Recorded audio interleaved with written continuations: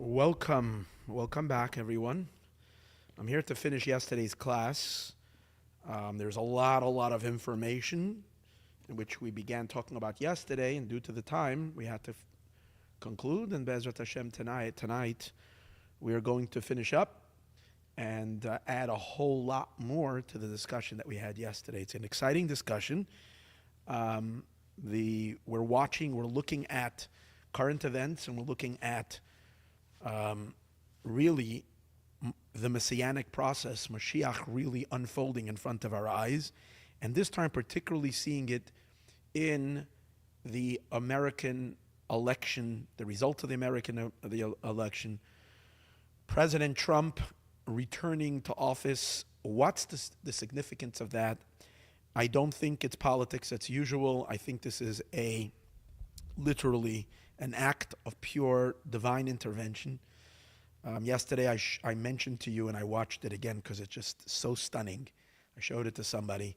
You can look it up yourself, where you see they made these compilations. I mean, people do this because they want to have fun, and that's not my intention over here at all.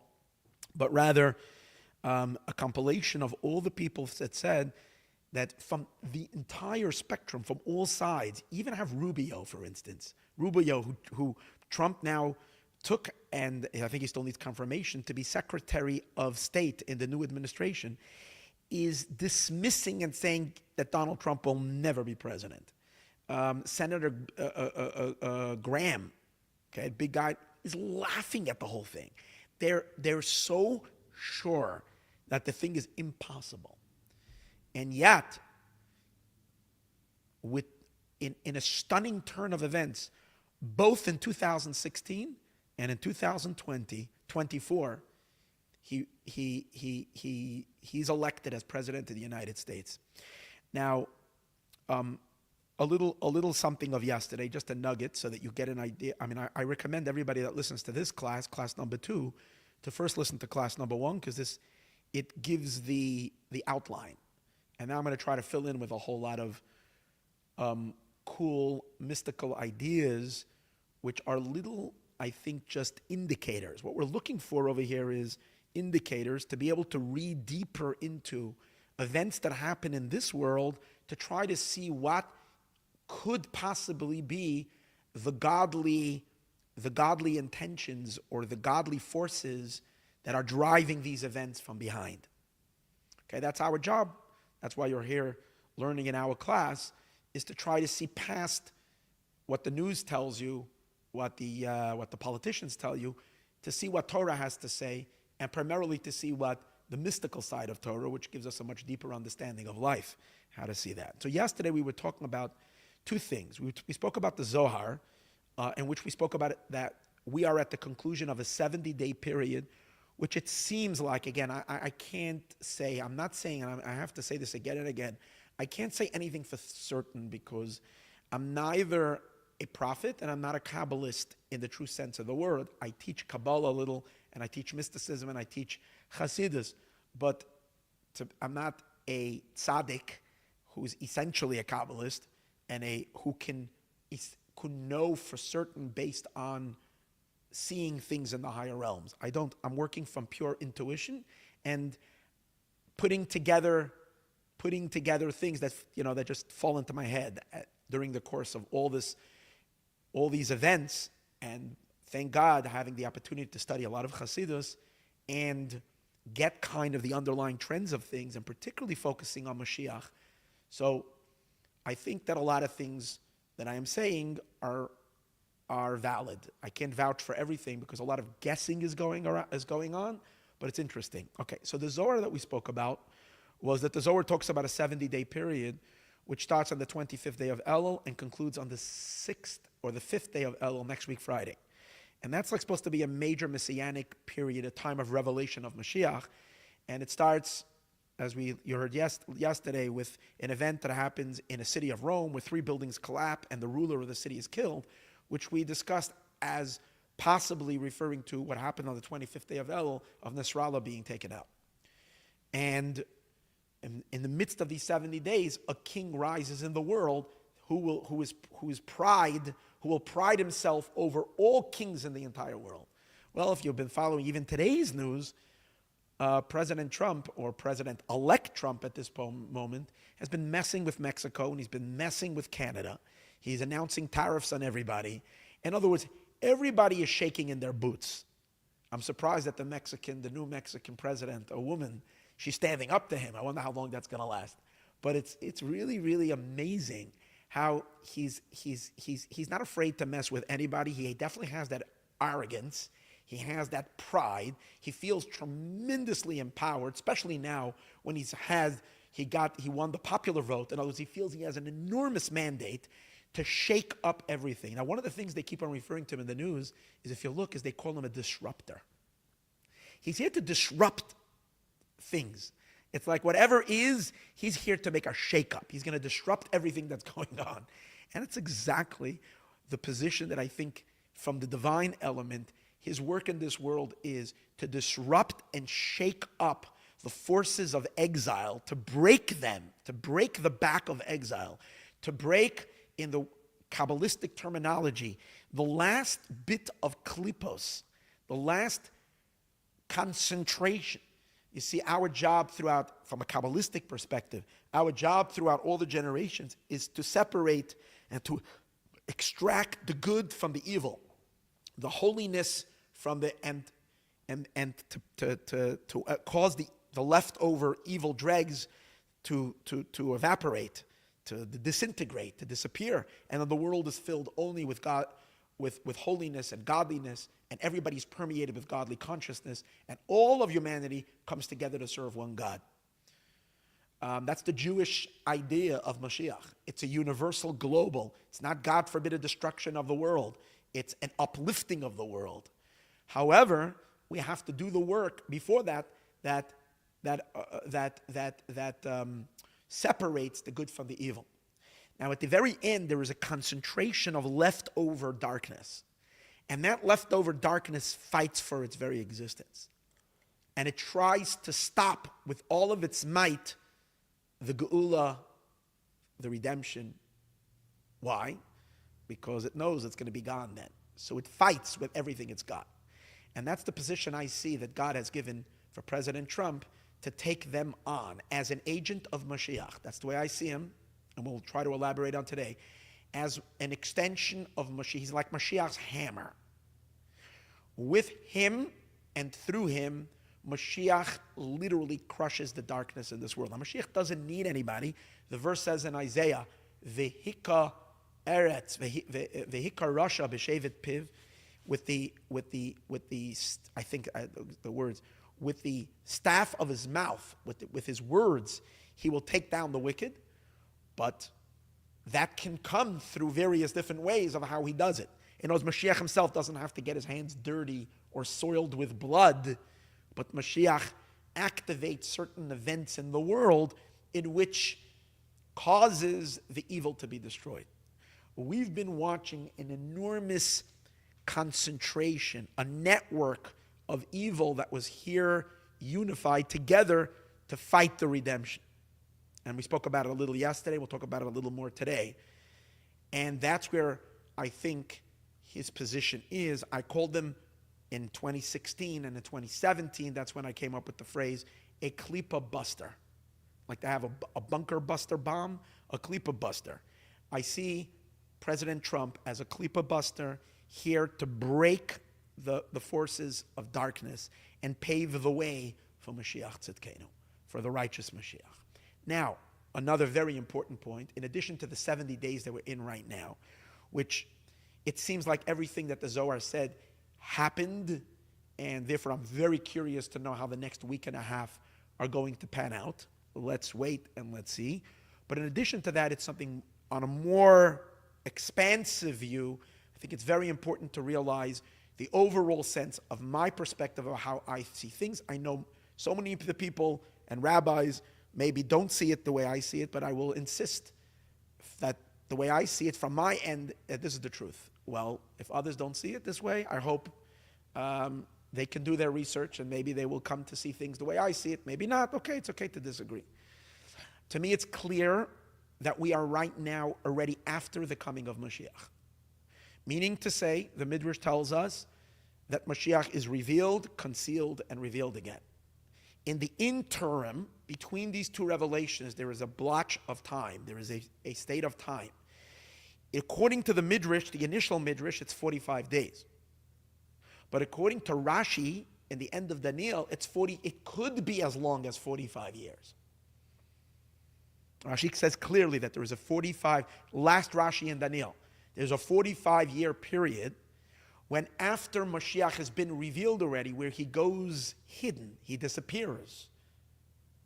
And the Midrash, now we go back to the Midrash, but again, the Midrash talks about 45 days. But Rashi brings from a Rabbi Eliezer HaKalir, who is the great, there's an argument exactly of who Rabbi Eliezer HaKalir is. He's the one who writes most of our poetry in the Machzor comes from Rabbi Eliezer HaKalir.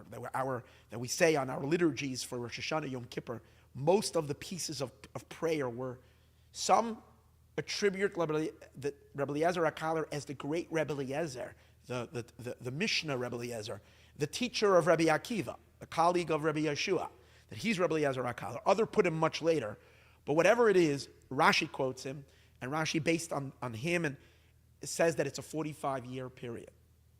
Now, if you go back to the Midrash says that those who don't get discombobulated during those times and follow Moshiach during that dark period are going to be eating bitter herbs, which means they're going to be laughed at. They're going to be scorned at. They're going to be seen as lunatics. So I think that has pretty much panned out. So to where I see it, again, this is me. I'm not saying me. I'm basing it on what the Lubavitcher Rebbe said in 1990, 1991, 1992, we discussed yesterday, that was the time that Mashiach was revealed.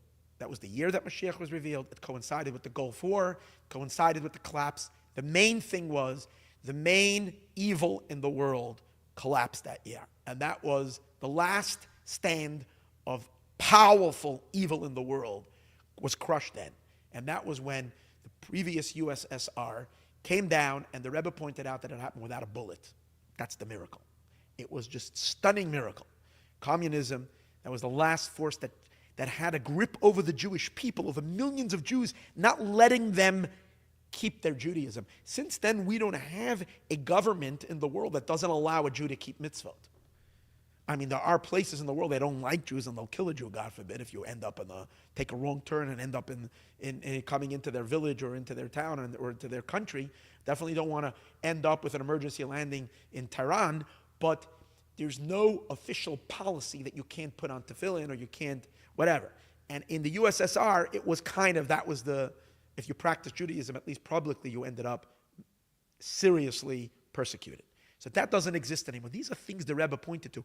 Another thing that we need to realize happened in 1991, which the Rebbe didn't even talk about, but it's clear that the Rebbe did talk about it regarding in a very limited fashion.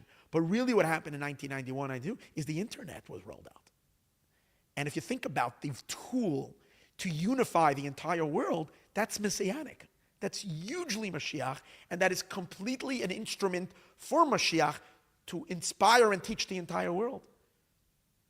Because I know the internet is used for a lot of harm and a lot of bad, but that's because it says that in every invention, every force that God puts into the world, the darkness gets a hold of it before the holiness. Because when you watch a fruit coming in the world, the peel always grows before the fruit. In the words of the Kabbalist, klipa kadma leperi, the klipa always comes before the fruit. So the first usage of the internet was actually, by the way, the internet was a tool that was created for war. It was, I think, the United States military that first developed the internet.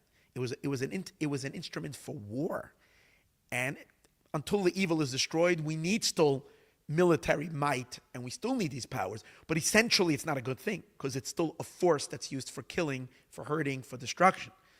But the very same internet is going to disseminate truth and godliness throughout the entire world, including our classes that we give, and so many other wonderful rabbis teach Torah for the entire world.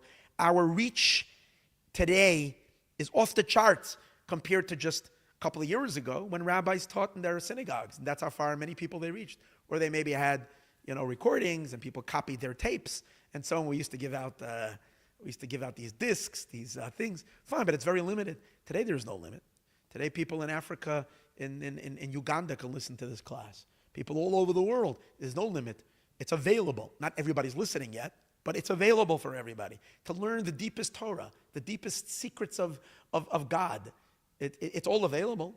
The Elikus podcast that we teach, mamish, the deepest secrets of existence, literally, is available for anybody on Spotify or on YouTube. You can listen to it.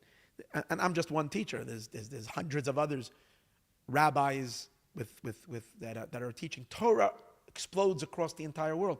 This all happened in 1991. So in 1991, and I also want to give one more very important perspective, because this adds so much light to it. And then you understand that this is not just random. The Rebbe picked the day. Now, the Rebbe said it because the Rebbe had godly information. The Rebbe had the information coming to him directly downloaded from above. So therefore, there's no question whether he was right. Of course he was right. But to add to that, it makes sense in our own mind. We know there's a Kabbalistic idea, and it's not just Kabbalistic.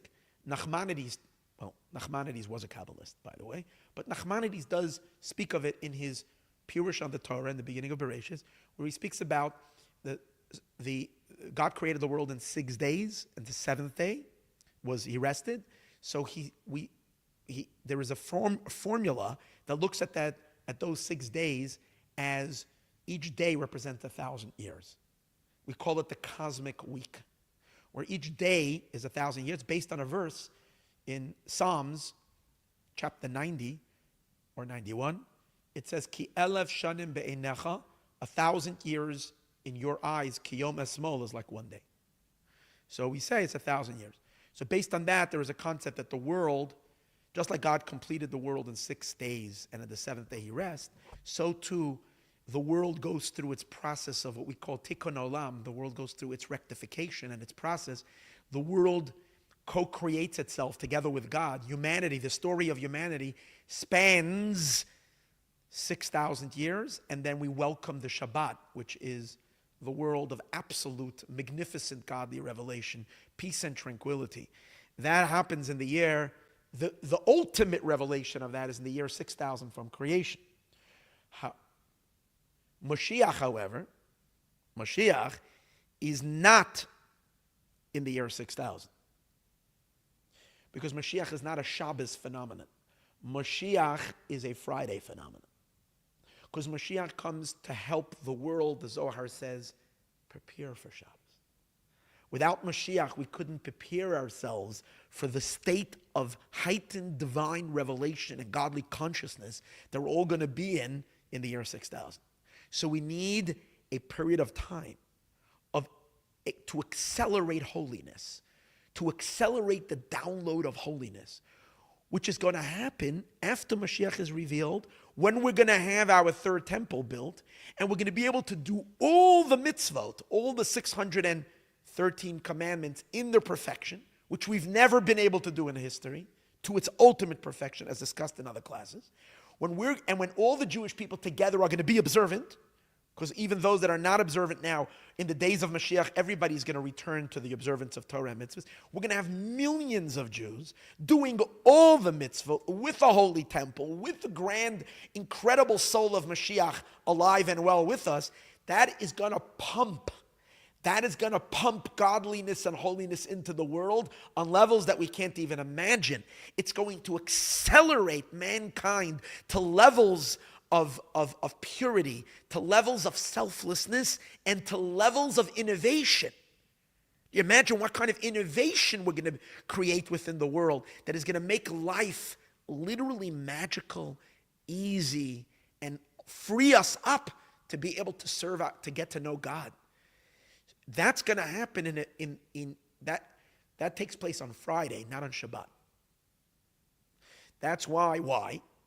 Because in the story of creation, this is so good. Even I wasn't planning to say this today, but this is so good. I love saying this. In the story of creation, God creates Adam on Friday. The human being comes in. And what is the human being supposed to do? After God already did everything in the 6 days, in the 5.5 days, what is the human supposed to do? The human is supposed to co-partner with God to finish the final, to lead the entire world to its ultimate perfection. That's why God created the human. God says, I did everything, but I want you to be my partner. So I'll leave you to elevate the rest of the creation. So just like God created Adam on Friday, in the greater cosmic picture, the ultimate human being is Moshiach. He's far greater than Moses. As great as Moshe was, he is the ultimate human. As hinted to in the word Adam. Adam means man, which means also an image of God. Adam el Elyon, being compared to God above. Adam stands for the acronym of the word Adam, Aleph, Daled, Mem. Adam, David, Mashiach. Adam is the beginning of time, David is the middle of time, but the culmination of the human spirit, the ultimate human being, is none other than Moshiach Tzidkenu. When does he appear on the world? On Friday. When on Friday? Friday afternoon. Because that's when Adam was created in the original Friday.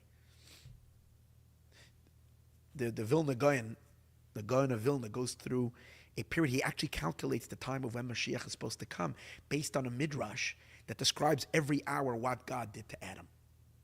And when finally Adam opened his eyes, that's when he sees or begins to function as a human being. I think if I'm correct, if I didn't look this up recently, that's when the Vilna Gaon figures out the year of when Moshiach is supposed to fully reveal himself in the world. And I don't know which year he points to, but it's in this vicinity of the time that we're in anyways. But in any case, Moshiach is a Friday phenomenon. Comes on Friday to fix the world. So, based on this calculation, the year 1000 turns from zero, or from the year 1 to creation to the year 1000 is Sunday. From the year 1001 to the year 2000 is Monday, so on and so forth. So from the year 5000 starts Friday, and 6000 starts Shabbat. Now, on our Hebrew days, there's always 500 years of, in our Hebrew date, night goes before day. Remember that rule. Night, that's the way God created the world. First night, then day. Vayi erev, vayi boker. First is darkness, and then there's light. Following the idea that we first struggle through darkness to get to the light. The light comes at the end. It's not easy at the beginning. We struggle. We have exile first, and then we come to redemption. So there's 500 years of darkness, and then, so if you take a day and you divide it equally between night and day, it's 1,000 years as a unit of night and day, 500 years. So in the modern calendar, so from the year 5000 to 5500 was night. In the year 5500 was the crack of dawn. Was morning, was dawn of Friday. Okay. Now, let's put that into the secular calendar, into the, what do they call it? The Gregorian calendar. So based on that count, 1240 BC was the year 5000, is when Friday starts. From 1240 to 1740 is the first 500 years of nighttime. It's a very, very bitter time for the Jewish people and for the world. A lot of darkness, a lot of war, it's the Dark Ages. 1740 begins Friday morning. And guess what? I always love speaking about this. That's when the Baal Shem Tov revealed himself. And we know that Hasidism is the light of Moshiach. These teachings that we teach over here, this is the onset of Messianic light. So from the year 1740, the Baal Shem Tov actually unmasked himself as a tzaddik and started teaching his magnificent Torah 6 or 7 years before the year 1240, 1733. But his period was from 1733 to 1760. So 1740, this is exactly when Hasidism was born, for Shabbat morning, Friday morning. Now, Friday day has 500 years. Split that now. But the main preparation for Shabbat starts midday. Halachically, there are a lot of things that you're not allowed to do from Friday midday because you're supposed to be fully focused on Shabbat because it's already serious preparation time. So if you take 500 years and you divide it in half, the first 250 years is morning, and this till noon, and the second 215 years is noon until Shabbat, which is the Messianic age. That's it. That's when Moshiach does all the work. That's when we have a temple. And guess what? We are already 35 years after we passed that date. And that's exactly when the Rebbe said that we've arrived to the time of the redemption. That's when the Rebbe announced we've arrived to the time. But the Rebbe took it so far as saying that Moshiach is here already with us and he's already revealed. The Rebbe said then, and no one knew what he's talking about. I mean, Hasidim said, Rebbe, you're Mashiach. But why did the Hasidim say that? Because the Rebbe said, we're sitting at the table already. With Mashiach Tzidkenu, we're sitting already by the feast of Mashiach. We're sitting with the Shor HaBor, with the great ox, that's going to be the meal and the dames of Mashiach. We're sitting with the Leviathan, we're sitting with the great fish. We're all together already. All you need to do is open your eyes. This is what the Rebbe said. It's going to be 30, he said it in Nun Beis, so it's going to be 33 years from that statement, Parshas Vayetze, in 2 weeks from now. No, next week. This week is Toldos, next week's Shabbat. 30, where the Rebbe is the first time he used that terminology. We're sitting at the table with Mashiach already. He's here. And the Rebbe kept on saying that Mashiach revealed himself already. This is the year that he reveals himself. In the beginning of the year, he was saying it's going to happen, and then he said it happened already. You can learn these talks. They're all here in this book. It's printed. The Rebbe himself edited it. No one made monkey business with it. This is what happened. It's just we have no clue on what he's talking about. He saw what no one saw. So to me, it's clear that was the revelation of Mashiach. Then came the concealments and the hiding and the darkness, which I shared with you yesterday that Rabbeinu Bachaya writes, the great sage Rabbeinu Bachaya, in his book, in his Pirush on Shemos, Rabbeinu Bachaya says that the interim period, basically the 45-year period of darkness, God forbid that we should have to wait 35 years. It's not. Hopefully with Hashem's help. It should be less. We shouldn't. But we're already in the 30s. From that time. It's already 30-something years, 31 years, I think. It's dark. It's this period of time that the reason why Hashem makes Mashiach get concealed is to deceive the nations in the world. Doesn't mean the nations, doesn't mean good people, good Gentiles across the world. There's so many good ones, good people, wonderful people, millions and millions who just want to do the right thing and live a correct, moral, decent life. But there are leftover dark pockets of evil in this world to fool them to think that they can destroy Mashiach's plans. And as we discussed yesterday, they ganged up and they're not conscious. I don't think it was consciously planned that this is the Mashiach energy and we have to stop it. But there are drives that drive them subconscious, that are driven by spiritual forces, that drive the leaders of the world and those who make decisions to do whatever they can to stop the Messianic process. And what they tried to do, and the Rebbe spoke about it then. The Rebbe says these words in one of the talks, Bereshis, I think either in Nun Aleph in 51 or in 52, the Rebbe says that they're beginning to even talk about Jerusalem. He says, because we're so close to the redemption, the forces of darkness are fighting back, he says, and they're beginning to talk about Jerusalem. That was when they started throwing the idea that Israel should relinquish its control over Jerusalem. In the beginning, they weren't saying it, but then they got brazen to say that Israel has to relinquish Jerusalem. And the UN had the most what are they called? What's the UN's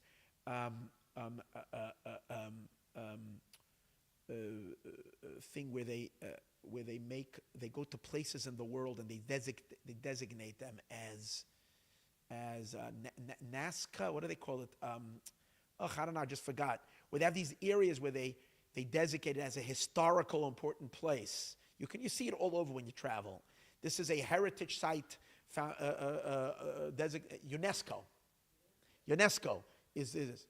So UNESCO had the audacity to label the Temple Mount in Jerusalem as a ancient Palestinian whatever, which is with completely dismissing the fact that we have archaeology it's so insane. It's such blatant lies. Every day you can go on tours. Everybody can see it with their own. I walk there. Anybody that travels to Israel, go visit the tunnels, see the ancient. They're showing you the marketplaces that are on.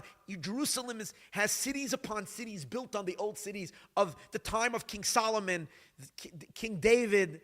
They find every day seals, biblical figures, signatures on these seals. It's insane. And yet they have the audacity. Oh, it's an ancient Palestinian site. It's such blatant lies because they're desperate. All they want is to stop.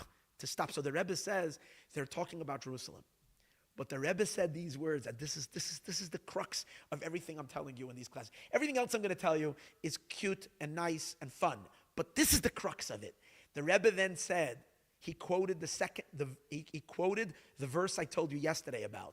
The verse in Psalms, chapter number 2, where King David, who has prophetic vision, he's looking ahead of time and he sees these lowlifes. He sees what's going to happen in the end of days, how they're going to gang up and try to stop what he began. King David is the one who purchased the land. He's the one who designated Jerusalem it was designated already from the time of the binding of Isaac. It was designated already from the day God created the world, because God created man from the earth of the Temple Mount. That's how precious this is to God. We know Adam offered sacrifices on the day he was created to God on that mountaintop.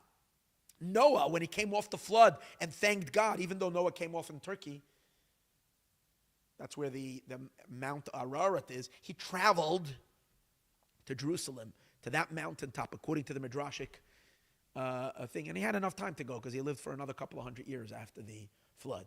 And he went there and he offered the sacrifices to God, Noach, and gained God's promise that he was not going to destroy the world on the Temple Mount. And then King David bought that spot, and his son King Solomon built the temple to be the everlasting home for God in this world. So King David foresaw these people coming and trying to snatch it away from God and give it to those that God did not invite on that mountain. Every time you see that golden mosque and that gold dome on top of that mountain, understand and appreciate and know with absolute certainty, I don't care, I can say this to all 8 billion people in the world, it's that structure that's standing on that top of that mosque that's blocking the infinite, boundless goodness and godliness from filling the entire world. It's stopping every ill person from being healed. It's stopping the eradication of death. It's keeping ignorance in the world. It's keeping war in the world. It's keeping every bit of darkness in the world. Know that with absolute certainty. Because the moment that structure is removed and the rightful temple of God is built on that temple, with the holy ark placed back in that room, and the Shekhinah, God himself, comes to reside on that top of that mountain, all darkness will be gone forever. God wants his children, the Jewish people, to be living in close proximity around the holy temple. The temple will be a place for all of humanity, but God's chosen people are the ones who are meant to build him a temple on that place and create. So of course they were going to stop it. So King David speaks about it, and his prophetic prophecy, he says, Lama rakshu goyim. Why are the nations congregating? Why are they making a tumult? Ulu'umim and the empires, Yehegu Rik, are speaking silliness. What are they doing? They are saying, they're speaking against God, Al Hashem, against God, Va'al Mashiach, and against his anointed one, against the Moshiach. What are they saying? The verse says clearly, they're saying that let's remove the ropes of God. They're not saying, let's remove the ropes of God. You know what the ropes of God is? The ropes of God that God creates. God takes the human being and ropes us. You know how he ropes us? He wants us to live a decent moral life. He doesn't want promiscuity. He doesn't want a complete breakdown of of the world that he created, where the men are men and women are women. He doesn't want abortion. He doesn't want, it's my body and I'm free to do whatever I want just because it's not your body, it's God's body. And you're here to live according to God's rules. They don't want that. Now, it's not going to be enforced by police. It's not going to be enforced by some jihadist. It's going to be enforced by expansion and enlightenment of human consciousness. Ways that are not the way that God wants us to live are going to become naturally rejected by us. We're not going to need anybody enforcing it. It's just going to become obvious. Men are going to embrace their masculinity, and women are going to embrace their femininity. And if they find, which there's some amazing class, especially you mentioned Rabbi Ganuth and his about the sometimes the femininity in the man and the masculinity in the woman, and how these things also play a role, and how they too need to be developed with people, but not in a manner of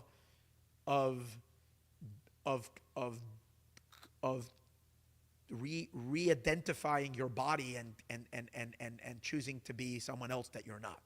The way God created us, that's what grounds us. That's what sets us to who we are. And of course we can have various different other aspects to our being. And in the Messianic time, no one is going to feel suppressed, but we're going to have the wisdom to be able to integrate our lives with utter perfection and harmony with all the different facets that make up our being. But this whole notion of complete destruction of the world, that's part of let us remove the ropes. And I think one of the verses, I don't have it Tehillim in front of me right now, but one of the verses over there is, let me grab it.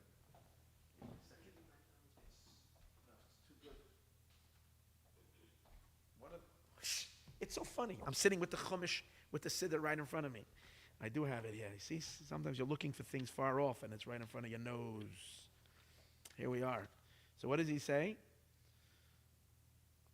One of the things it says, Yisyatzvul Malchei Eretz, the kings of the earth. V'roiznim, and Roznim I think means, and ministers, or noblemen. Noistu Yachad, they gather together. Who do you think these noblemen that are convening together, contrived together? Right now on your phone, you can find them. You know where you want to find them? Look at the session in the UN. There you go. Look at where they all have they sit there like they're the most important people in the world with their, I am from Algeria, and I'm from I don't know where, and they're the ones who are deciding policy for the world. It's these people, contrived together, Al Hashem against God, Va'al Moshiach against his anointed one.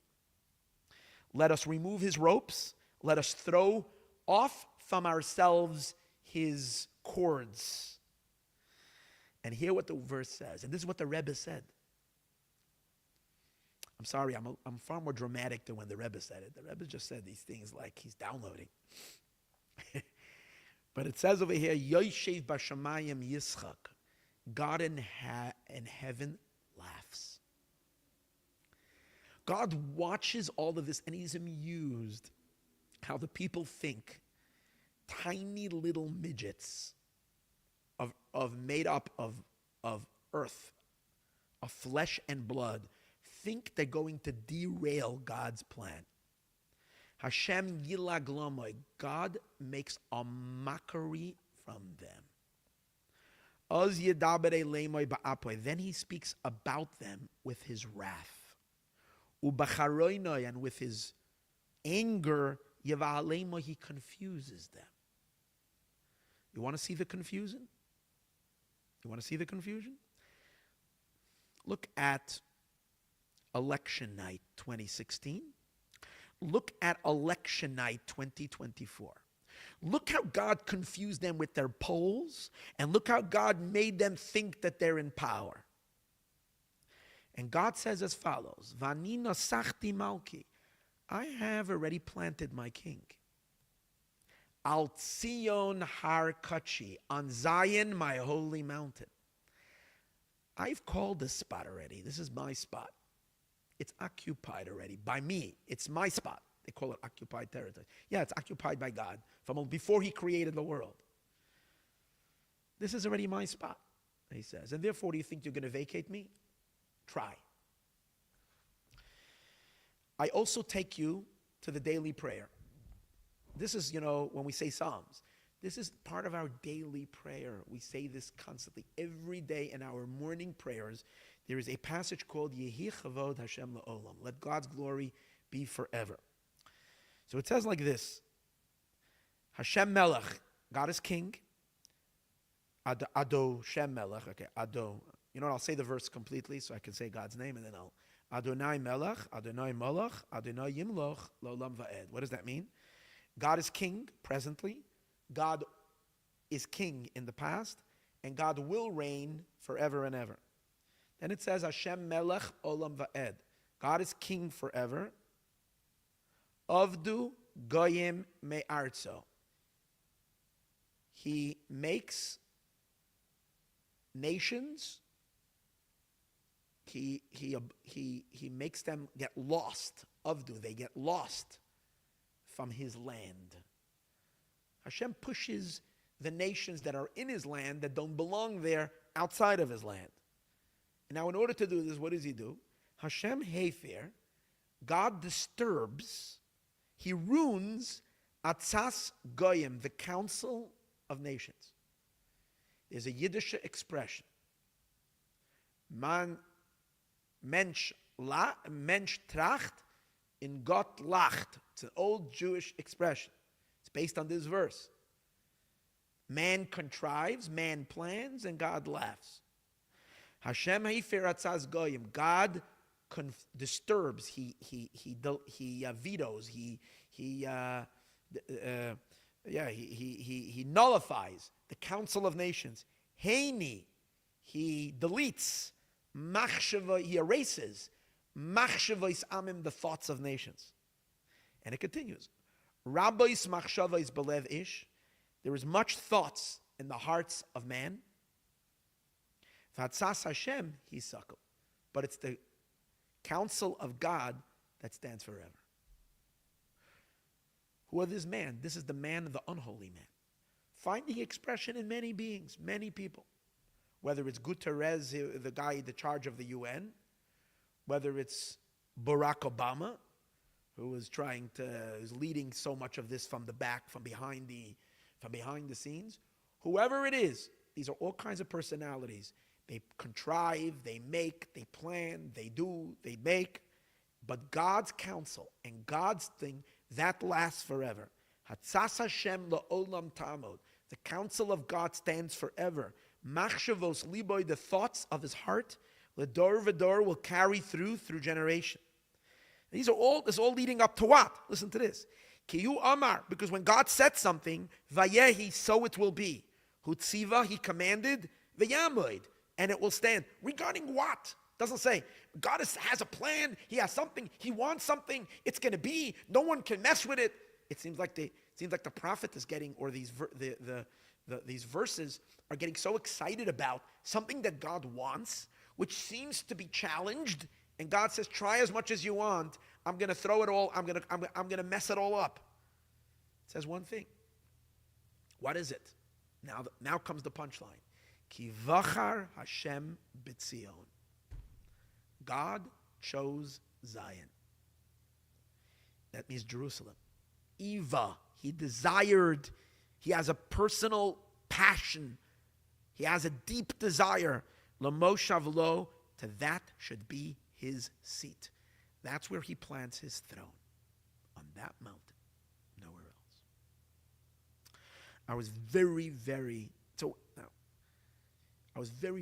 upset in 2020 when Trump lost the election. And I couldn't fathom it. Because I already in 2016 saw how this is like forces of darkness. They're fighting, their agendas are so crazy dark. And here we finally had a force that disrupted them and was like just completely blowing them up. All their galut ideas were being kind of shattered completely. And now again, Now, the other interesting thing was that in 2020, because of the whole story with January 6th and the insurrection and all, what they call the insurrection or whatever. Yeah, no, I'm not getting into the. You can argue it out with whatever you want. Yeah or no. But it was so obvious that he's done. He's just going to be an angry man who's just going to die feeling that an election was stolen from him and robbed from it. Everybody turned their backs on him. All his most loyal people, stabbed him, turned around. He had no one. He had just a few friends. And he was seen as someone who was going to be now criminalized, destroyed. They're going to take him to jail. They were going to put everything, they would finish him off completely. And I was upset. I don't remember exactly at which point. Crazy. I had nothing better what to do. I decided to write him a letter. I'll write Donald Trump a letter. Everybody writes him a letter. Write him a letter. I felt that he was doing amazing things, but I thought he did one thing wrong. He never ever said that he's forcing upon Israel a two-state solution. Actually, he didn't. But he kept on saying it's a possibility depending what Israel decides or what will be. He says it's not. I'm not gonna keep. He's the first one who wasn't gonna follow this.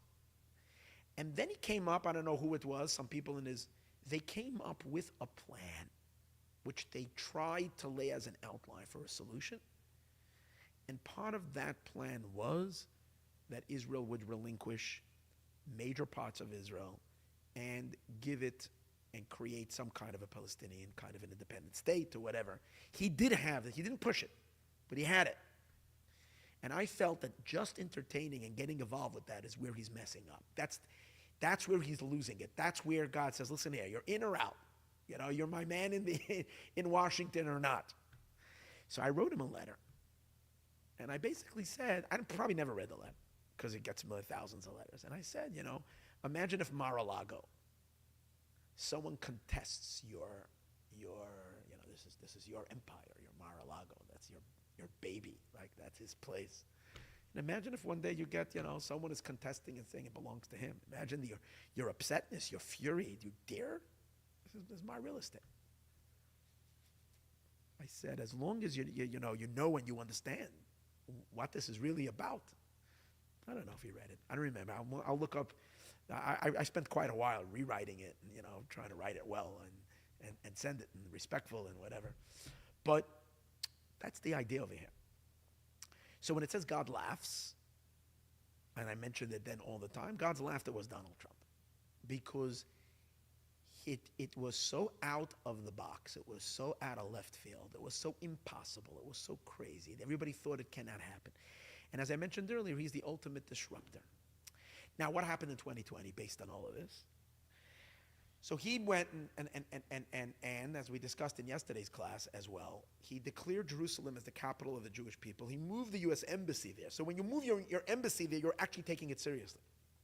You know how many years? It was already back in, the Congress voted in Bill Clinton's day that the U.S. embassy really should go to Israel. There was a what they call it was a resolution or whatever they call it in Congress. It was even before Bush. It was in Clinton's days in which there was by Congress that they and it was sealed and done that the United States has to do it, but no president was going to dare do it. They kept on coming up and kept on coming up. Everybody extended it. It was supposed to be, it expired and it would be extended, but no one did it. And the only one that did it was President Trump.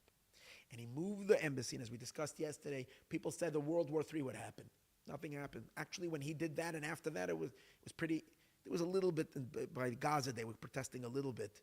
It was nothing. That was huge, huge. And as I said yesterday, he defunded UNRWA. Do you know that he kicked the Palestinians out of Washington? They had an office in Washington. He I don't know how he closed it down. He defunded.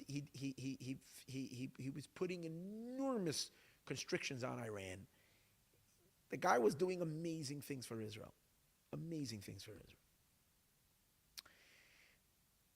So what happened 2020? Now, what do you think? Is darkness going to take this and just concede and not put up a fight? So the way I can understand what happened in 2020 was, what we're watching in front of our eyes is the final battle between exile and redemption. Exile and redemption are at each other's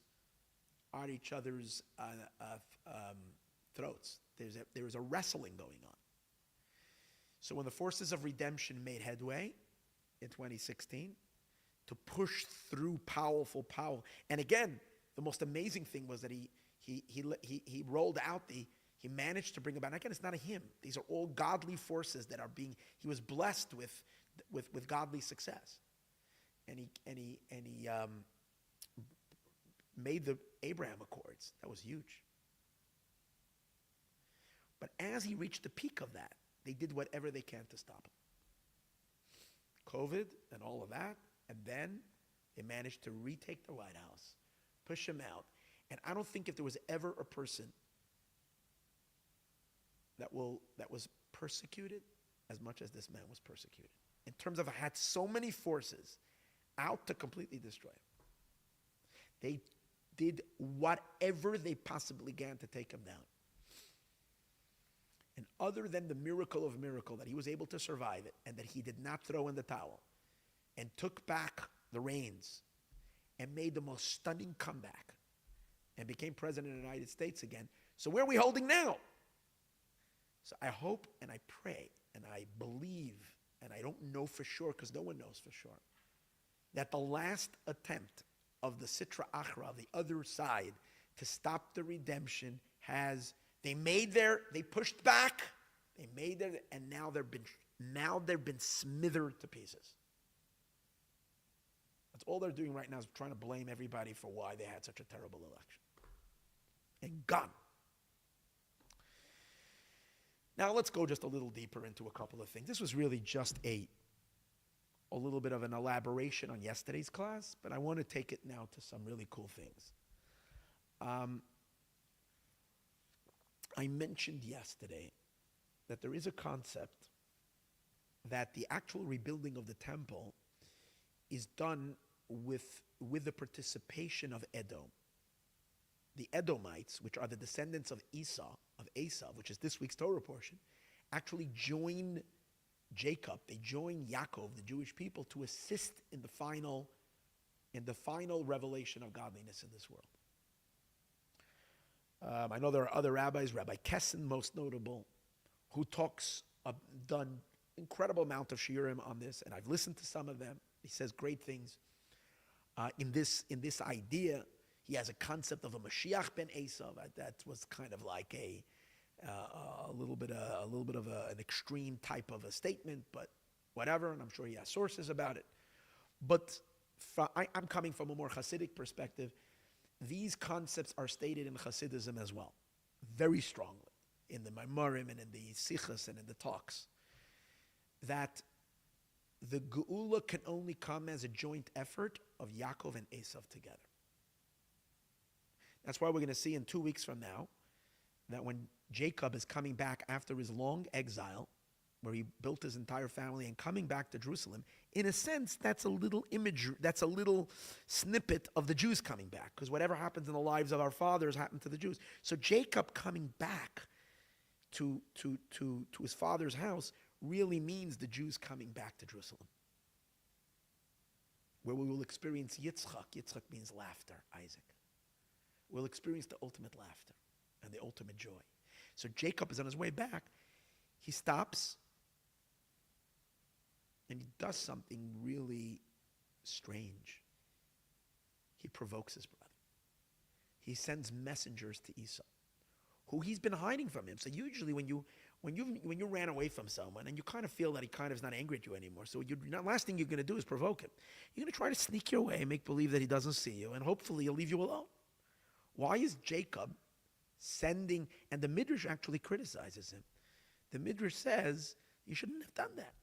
When the bear is sleeping on the road, don't wake the bear up.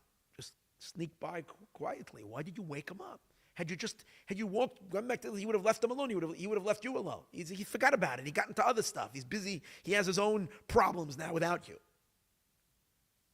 But in Hasidism, it explains he did it. He needed to do it. Because he can only go and greet Moshiach. He can only go to the redemption holding his brother's hand. Jacob and Esau need to go to the redemption together.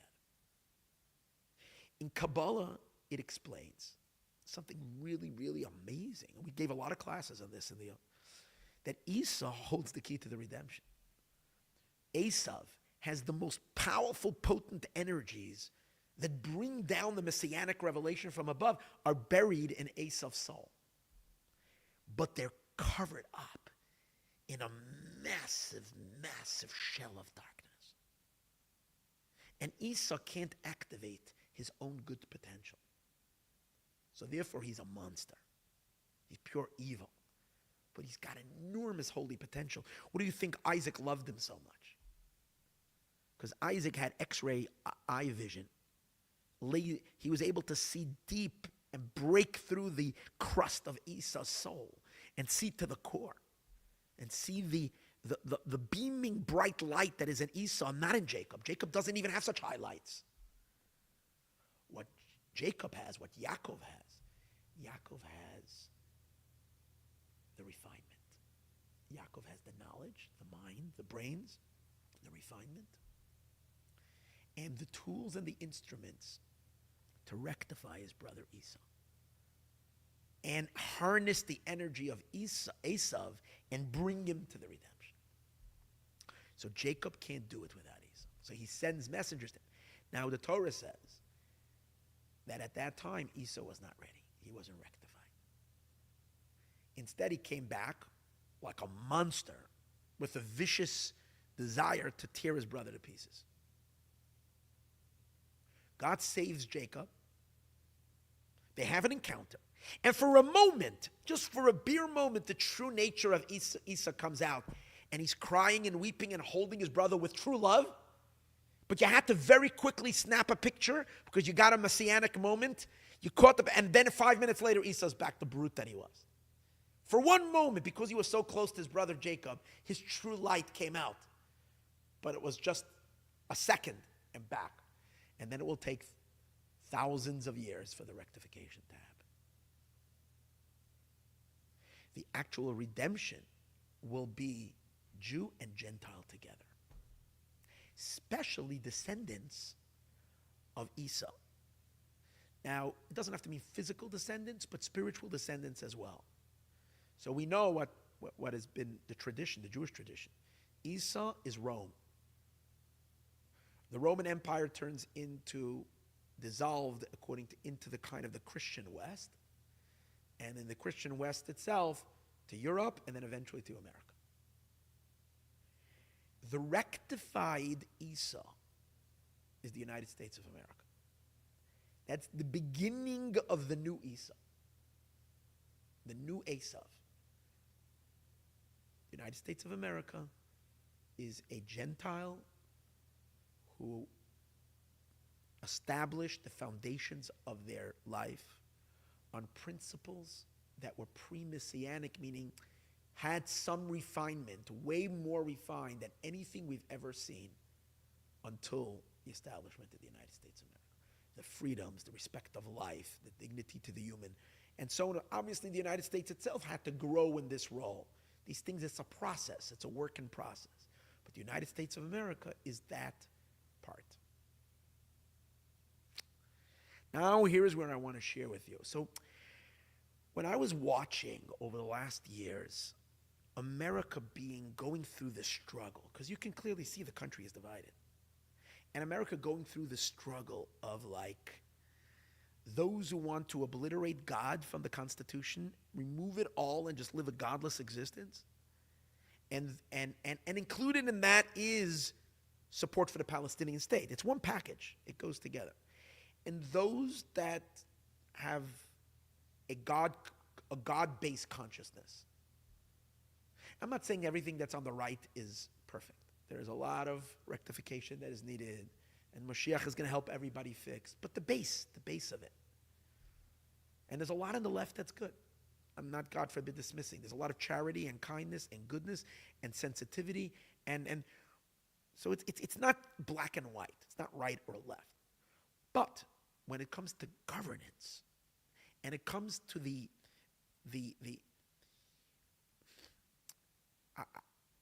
I'm watching the United States, and I know that's the time of redemption. Moshiach is going to come, because the time of the redemption is now. Watching this upcoming redemption, this upcoming election, it was going to be either he was going to win or she was going to win, which was going to create two different countries, basically. The governance are going to be so different. One of them is going to be consistent, at least regarding everything we spoke about, with the rectification of the future of Mashiach. Obviously, it's not Moshiach yet, but a willful partner, so to speak, to build the third temple. As we said earlier, Mike Huckabee, Haggith, I think his name is, who's talking about a third temple, and that Jews are not living on occupied territory. This is the ancient biblical land. They're supporting all these ideas. So, in that sense, Moshiach is going to come with the participation of Esau, with the participation of the United States. The United States will be elevated into that experience. They will be partners to Mashiach. Or their government and those that are in power and those that are directing things will be an obstacle for Mashiach, will be an antithesis, at least from where they're standing now, wanting to implement very, very, very unholy and ungodly agendas in America. And their attitudes towards Israel is very clear. Split Jerusalem and the Temple Mount is Palestinian. It's against Geula, against Mashiach. So my question is, which way was it going to go? Is Mashiach going to come with America? Or is Mashiach going to come despite America? That was the question to me. So there is a very interesting statement in one of the Lubavitcher Rebbe's talks that I found to be fascinating.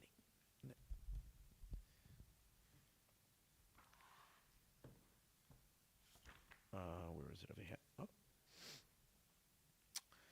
It said, the Rebbe asks, this is in, for those who want to know, next week's Torah portion, Shabbos Parshas Vayetze, Tavshinun Aleph 57-51, it's a talk all about the rectification of Esau.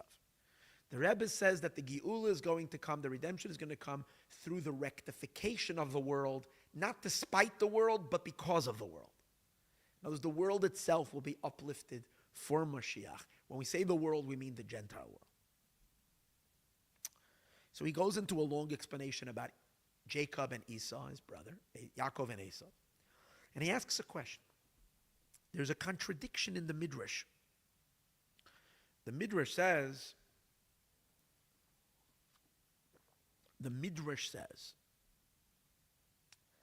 that when Mashiach will come, the various nations of the world are going to bring presents to Mashiach. Egypt will come and will bring a present, a gift to Mashiach. Mashiach is not going to want to take it. It says the Messiah will reject it. Mashiach will reject it. God will tell him, no, take it. Because they hosted my children. The Jewish people had a home in Egypt for 210 years. Even though they threw their children into the Nile, they still were accommodations. See how sensitive God is. He tells Mashiach, take it. Another nation will come. The Ethiopians will come. Cush will come. Again, the Midrash is, I think it's a passage in Talmud, the Masechtas Pesachim. The Cushites will come. And they will say, if the Egyptians who persecuted the Jewish people,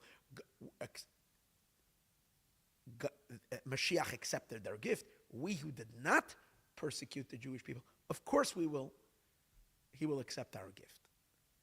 And of course Mashiach will accept. And that will be the greatest honor for the nations, that they were able to assist and bring gifts for Moshiach. Whatever that means. Obviously it means in the physical, but it has obviously mystical meaning and higher, deeper meaning to it as well, whatever that means. Finally, Edom will come, the Edomites, and they will want to bring a gift. And to them, they will be rejected. Because of the amount of persecution and suffering, the bloodshed, the pain, the Hashem will not accept from Edom. And it's also stated in a midrash, another midrash, where it says that in the tabernacle, when they built in the desert, Moshe, it says God told him to build the temple with zahav, with gold, kesef, with silver, unachoshes, and copper.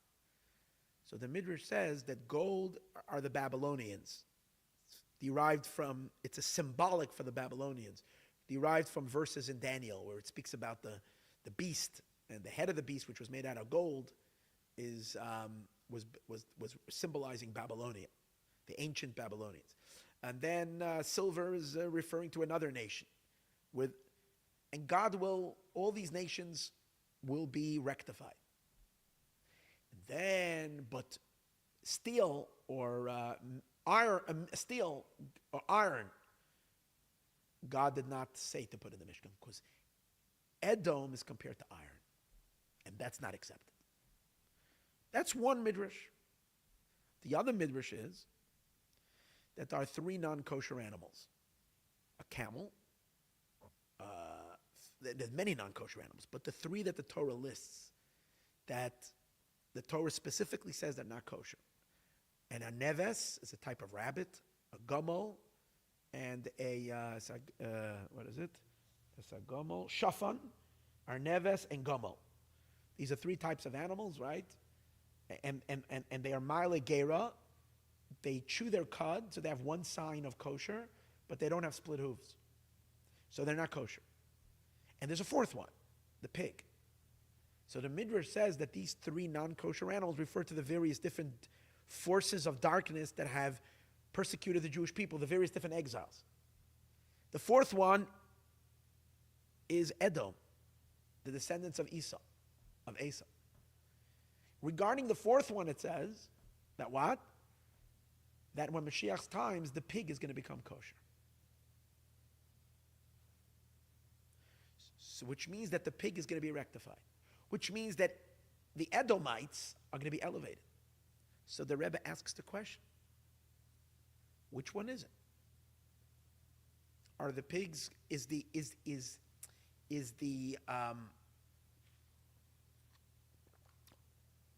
Edom kingdom going to be elevated, or the Edom kingdom is not going to be elevated? Which one is it?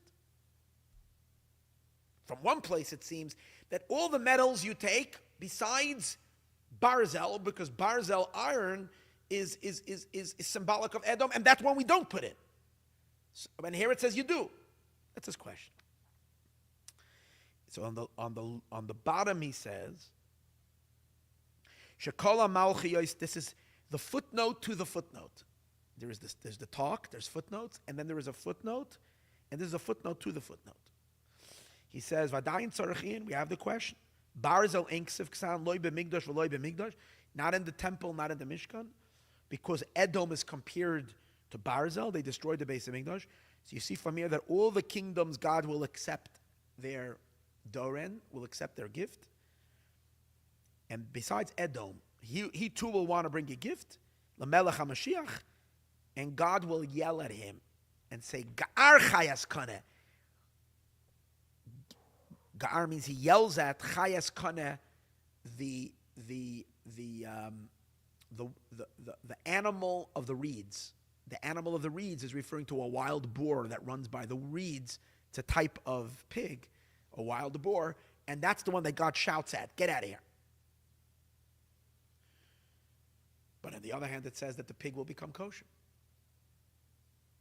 So the Rebbe answers something really that caught my attention. It's really interesting. He says, Ula Yeshleima, we can say,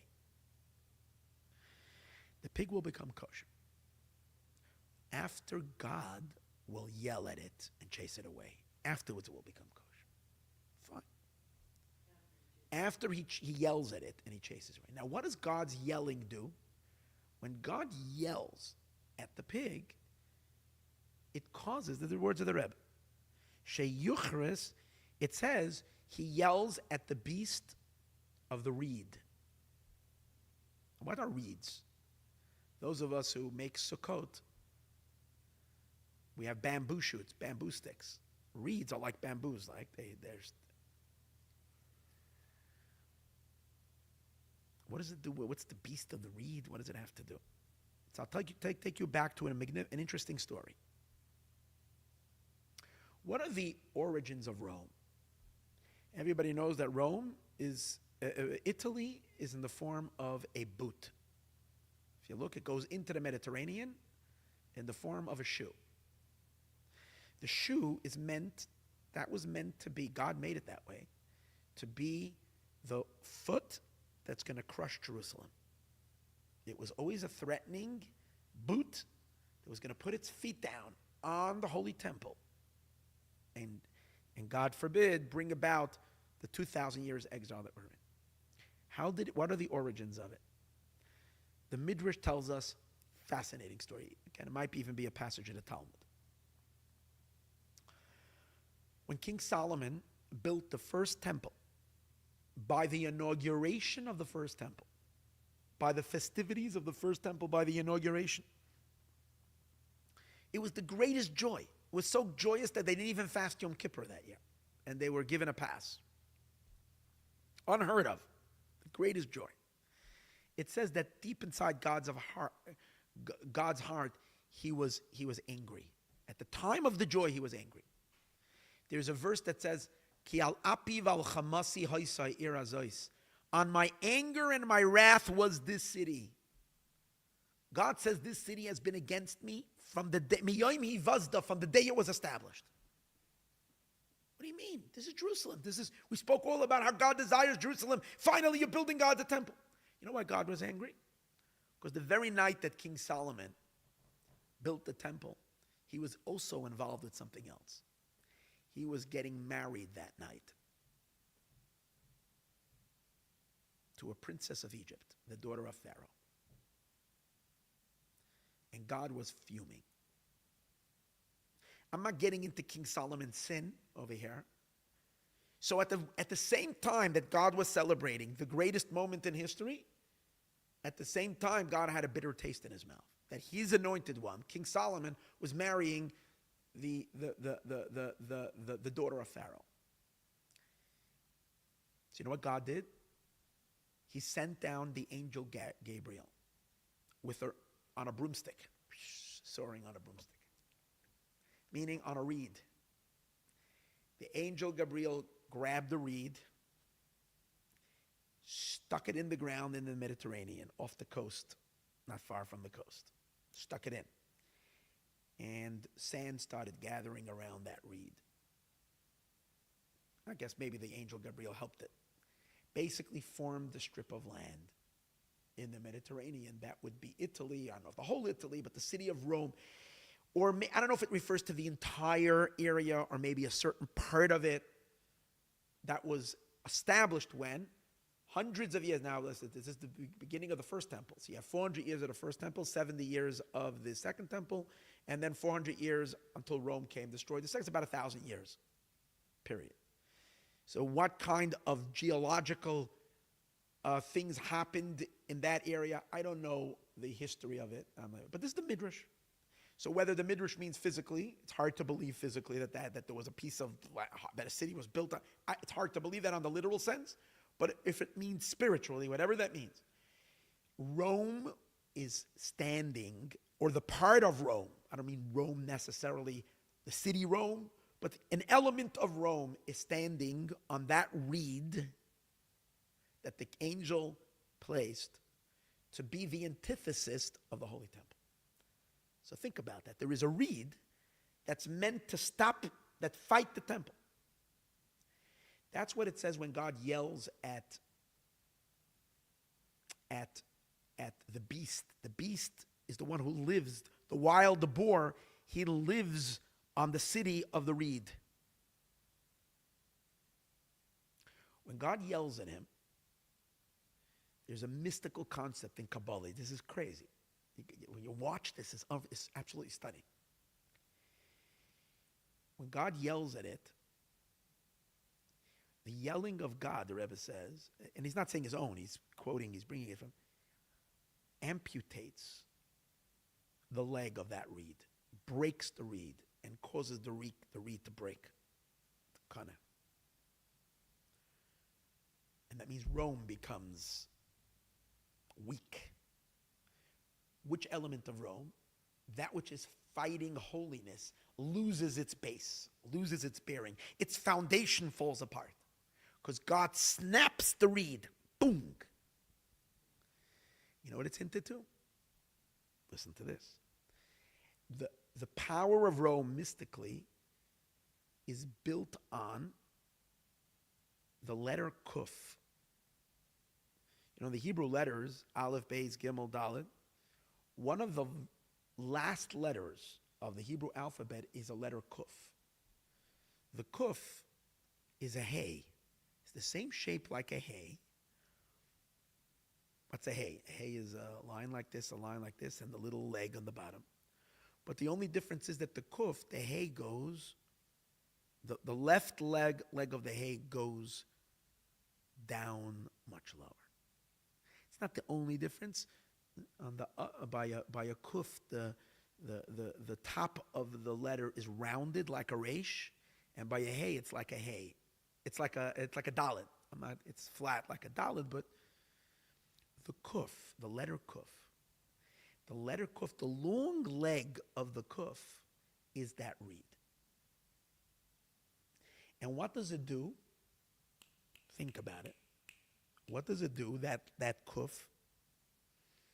That's, by the way, in the word sheker, lies, sheker, which is the word means in Hebrew lies, one of the main letters is the Kuf. And it says that lies only stand on one leg. When you're saying the truth, you're standing on 2 feet. When you're saying a lie, eventually you're going to fall because you're standing on one leg. Lies don't hold. The letter Kuf is the one letter that stands on one leg. You realize it has a leg going down. It's a liar. It's deception. The power of evil is a liar, is the power of deception. It lies. And God will come and shatter its lies. And what will he do to Esau? What will he do to the force of Rome? He will chop off the left leg.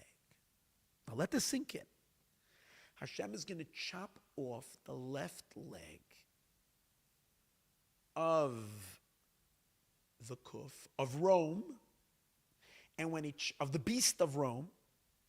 When you chop off, Hashem is not going to kill it. Hashem is just going to do some trimming. He's going to do some,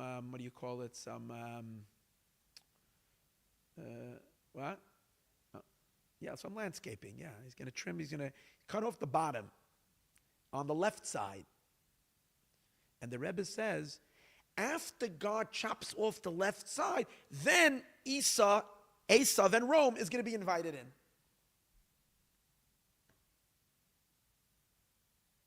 Okay. So if we've spoken earlier that Esau has a long evolution, Esav, the world of Edom and Esav, has an evolution. Begins as Rome, turns into Christianity and the West, and eventually its most rectified part becomes the United States of America. And in America there is a right and there is a left, and you're watching half the country being more God conscious and wanting schools to have God taught to the children, or at least not, and other half of the country want to obliterate God, instead to have all this woke, absolute craziness that is complete destruction of everything godly in this world. Left side. What just happened? The left bottom part of the Kuf was amputated, was cut. What does that mean? The lies were revealed as being lies and just nothing real to it, no substance. It was blown up to pieces. There's nothing to it. Then from a Kuf, it becomes a hay. from the word kaneh, which means the reed, which starts, the word that means a reed is kaneh. Ga'ar chayas kaneh, the Rebbe says over here, it becomes hine. Hine means, hine Moshiach ba. Behold, behold. In other words, that very animal, that very beast, instead of it fighting Mashiach, becomes the one who points to Mashiach and reveals Mashiach in the world. But that's only after the bottom left, not the whole left. The bottom left gets cut off. So to me, again, this is my own interpretation. In the United States of America, the bottom left had to be amputated. Bottom left means the left in the United States that was going into complete darkness, in complete beyond, into insanity, into a craziness that don't make any sense, into a impurity, into a darkness that is there's nothing there. It's just plain emptiness. Interesting that the contestant to Donald Trump, her name started with a kuf. She was on the left. She was as woke as can be, progressive as can be, and her name started with the letter kuf, her first name.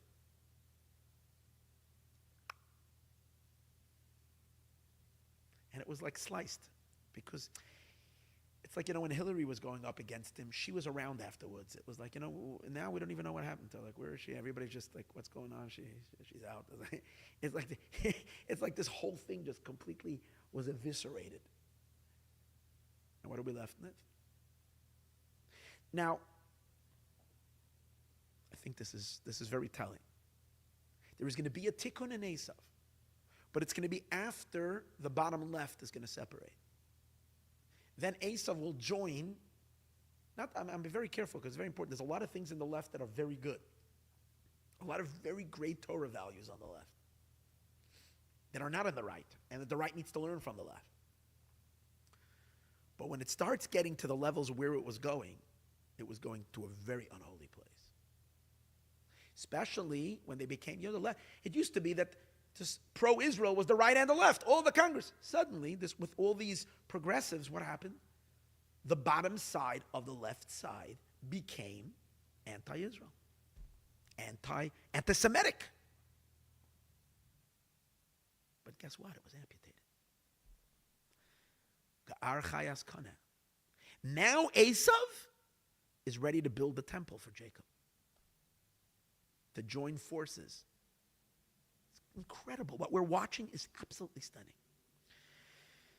Now, many people have brought to my attention that, and where actually someone was putting it in the comments of class number 1, and I didn't need to hear this. I've been saying this years ago already. There's something interesting in the gematria of Donald Trump. People know that the gematria of Donald Trump is, if you write it in Hebrew, I think, I didn't do it today, so I'm not sure. Dalet Vav, Donald, Dalet Vav, Nun, Lamed Dalet. And then Trump, Tes, Reish, Aleph, Mem, Pei. You write out the word, and you make the numeric value. You get the number 424. 424, that's the gematria of his name. 424. So a lot of people were already discussing this way back then, that's the numeric value of exactly Moshiach ben David. 424. Now, a lot of people thought that was utterly ludicrous. What are you making Donald Trump as some savior over here? Some Mashiach? Well, he's not. But he's an instrument of Mashiach. That probably would be the explanation. That's why his name is Gematria. But here you come to this class because you want to get something juicier. So let's get a little juicier over here. Some hidden information. If you listen to my classes in 2016, 2017, we discussed all of this. I'm so happy I'm able to go back to the old stuff. We have quite a lot of information here that I want to share that is crazy. I'm holding in my in my hands a book called Agra de Kala. Okay, it's a book by Reb Tzvi Elimelech of Dinov, known as the Bnei Yissaschar, one of the great Hasidic masters. Lived probably from was a great Rebbe in Poland in around the early maybe from 1795, 1790s till maybe from around 1800 till 1830. That's his kind of his period. He wrote vast, I mean, he lived longer, but that was kind of his time of his fame. He wrote vast amounts of books and svarim on every subject in Torah.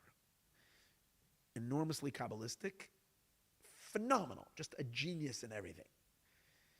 I heard that the Lubavitcher Rebbe said about the Bnei Yissaschar that he's a sort, by mir, the Rebbe said, by me, something in his book has the same value as the Kizvei Ari, like writings of the Holy Ari. That's how high the Bnei Yissaschar is recounted.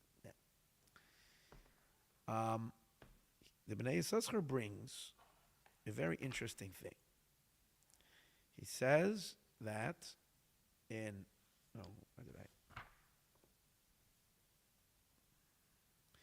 I got to this because I checked the Torah portion on the day of the election. The day of the election, not the day of the election. A few days, if those of you who were here by Shabbos, by the Kiddush, I spoke about this before the election.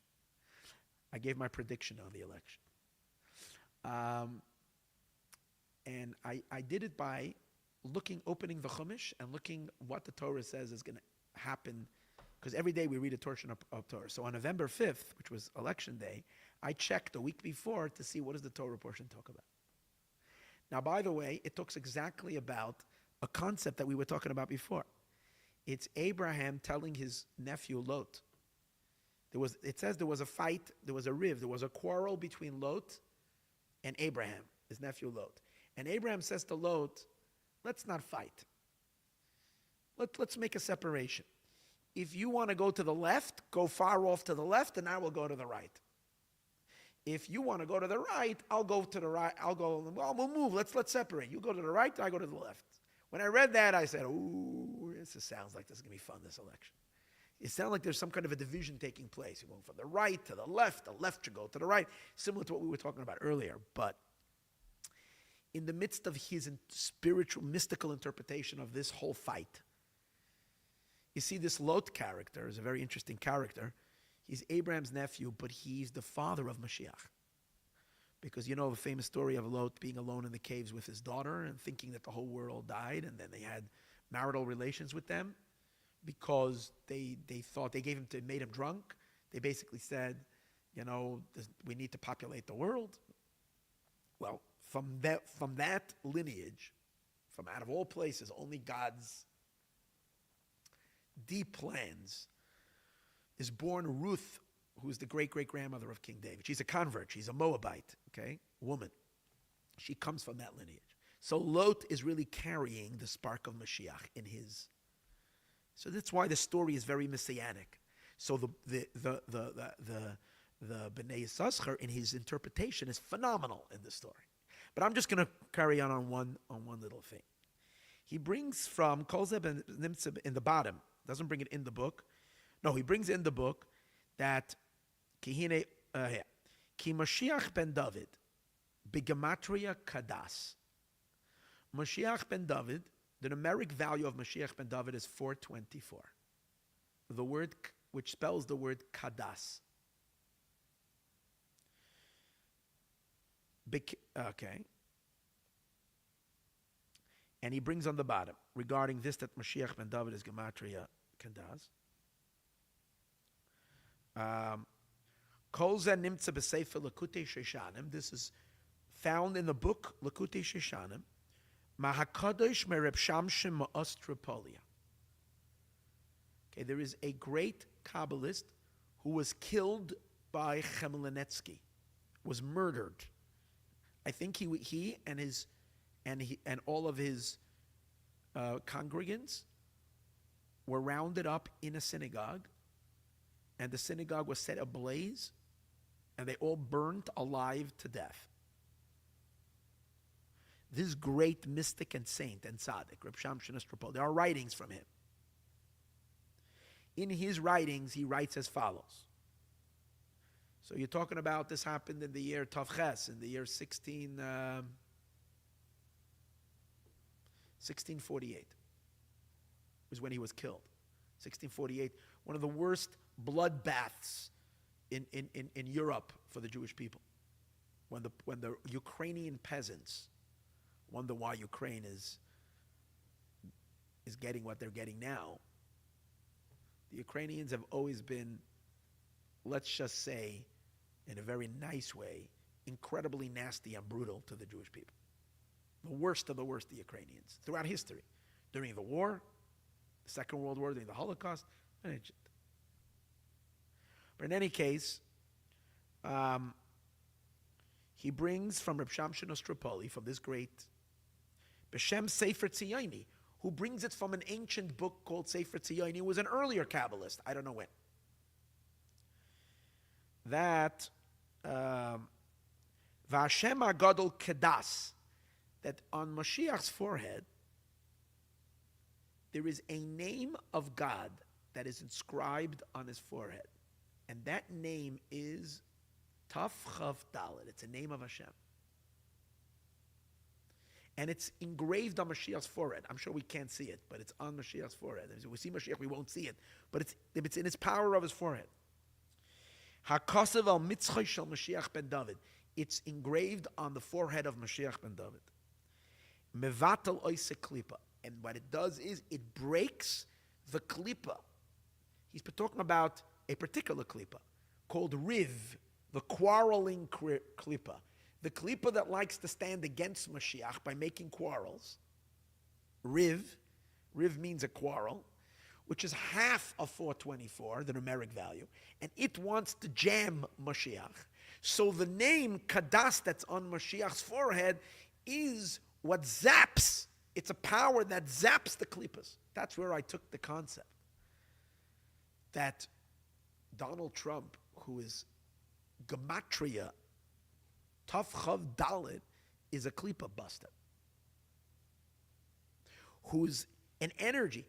There's an energy to pave the way, to eradicate all these, I call them choleris, all these whatever, that are on the way.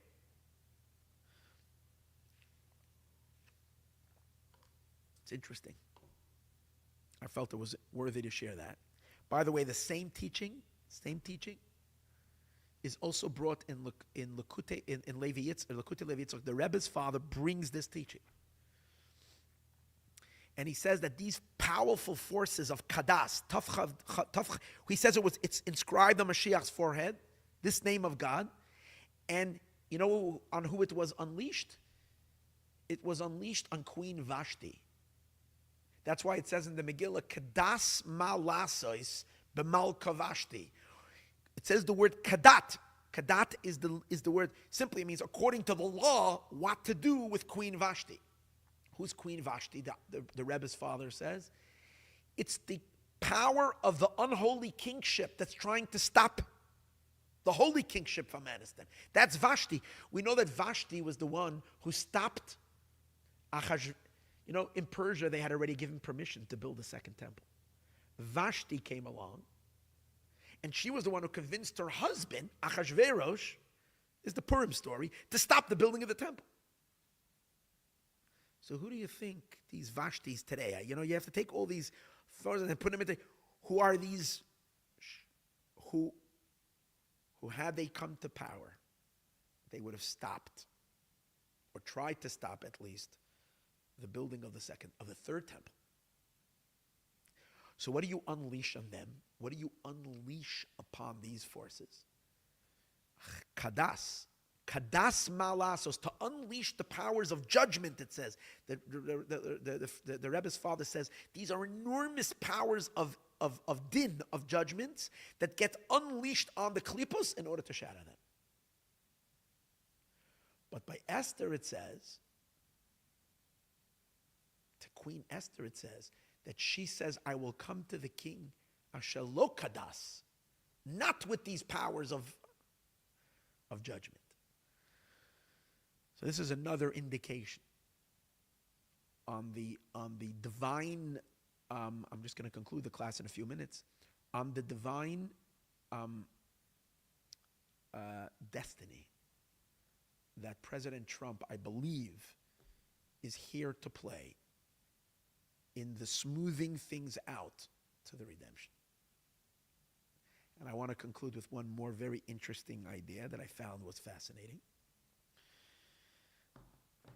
And I want to connect it very much to the Rebbe, to the Lubavitcher Rebbe, because I mentioned yesterday that Trump's victory started literally, and this everybody can see, go to Poly Market and look when the bettors started betting that Trump was going to win. I discussed this yesterday, on October 7th, the day that Trump went to visit the Rebbe.